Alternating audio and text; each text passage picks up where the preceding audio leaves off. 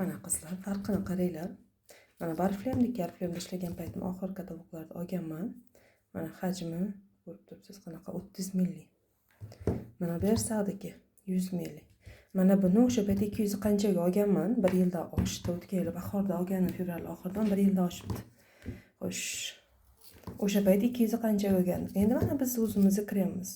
Yaqinda oldim, shu bahor boshlanishidan oldin. Даже belgilariga ham qarang.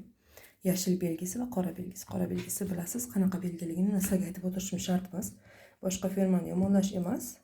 Lekin belgini bilasiz, mana bizda yashil belgi, tabiiy, 100% ekologik toza. Birinchidan, ikkinchidan 100 millining narxini 30 millining narxiga solishtiringlar.